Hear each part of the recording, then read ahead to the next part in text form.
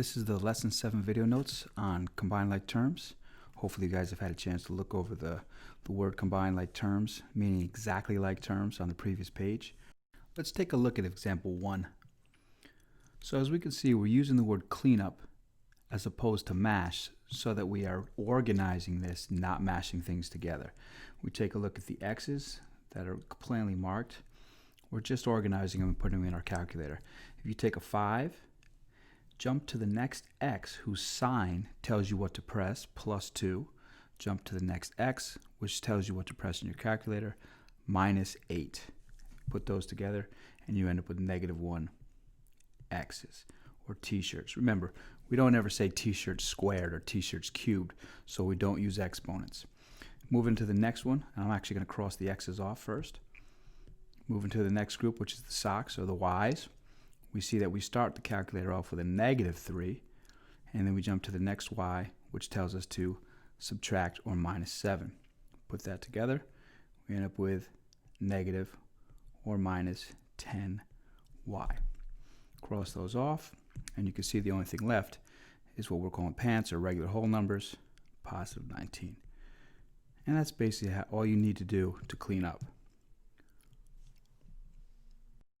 Let's go on to example 2. Again, other teachers have different ways of separating different terms. A lot of them use underlines, squares, triangles. I'm going to go along with the underlining. Starting from left to right, although you don't have to. I typically just start from whatever's first. So we're going to put 5 in our calculator, jump to the next t, which is a minus or negative or subtract, whatever you want to call it, but in our calculator we're going to subtract 8, then subtract 12, and last but not least subtract what? When you have, we call it a naked t, make sure you realize that there is, of course, the invisible 1 there. So if you put all that together in your calculator, you should end up with -16. And again, so we were talking about t's, so they stay t's. Leave exponents alone. Moving on. Again, some people cross them out. Some people just move on. I'm going to double underline my y's, and there are no others, so we're just going to bring that down. And then last but not least, I'll just use a frown for my x's. Again, the first number is a +4, and then this sign tells me to add 8, which of course gives me 12 x's. And that is how you clean up. We're going to do the last one, example 3. Again, I'm going to work through from left to right, randomly picking my symbols, so please don't think that you always have to single underline, but that's what I like to do. So we're going to underline the x's first.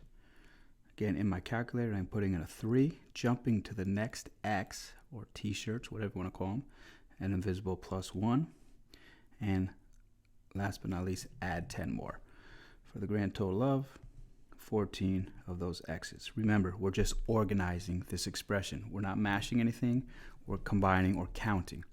Next, the x squares. Remember, x squares are not the same as x's.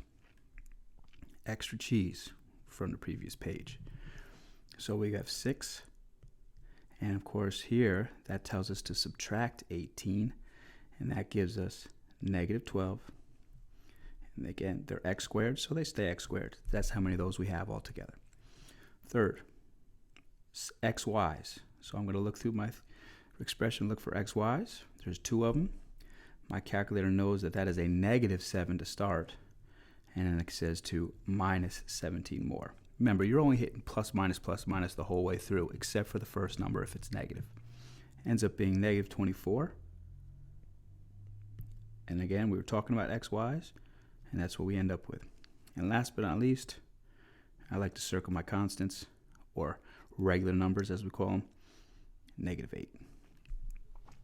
And that is example 3. You guys are officially ready to combine like terms.